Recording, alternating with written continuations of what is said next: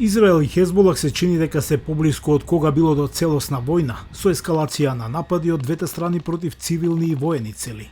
Hezbollah's increasing aggression Зголемената агресија на Хезболах не доведува до работа на она што би можело да биде поширока ескалација, она што може да има катастрофални последици за Либан и за целиот регион.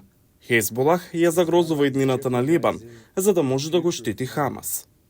Некои израелски аналитичари велат дека двете страни веќе се во војна. Каква војна ќе видиме во иднина, но моментално. Ние сме во војна од целосен обем, само во артилериски аспект, а се уште не во копнен маневар. Десетици илјади израелци и либанци беа принудени да ги напуштат своите домови во близина на границата.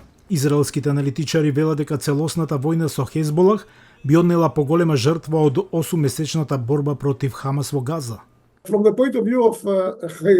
Од гледна точка на Хезболах, ова значи огромна ракетна војна со истрелување на нивните 150.000 проектили што ги имаат, вклучително и прецизни проектили кои може да ја погодат секоја цел во Израел, војна, цивилна, стратешка, но и практично секоја урбана област во Израел, предизвикувајќи огромна штета и во материјал и во жртви.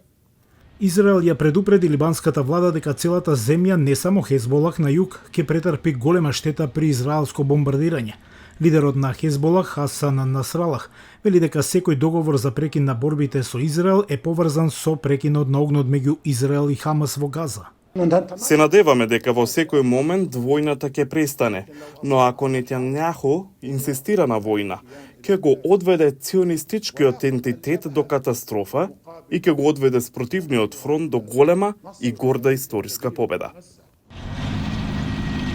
Повеќе од 8 месеци од почетокот на војната меѓу Израел и Хамас во Газа се чини дека се зголемуваат шансите војната да се прошири на втор фронт.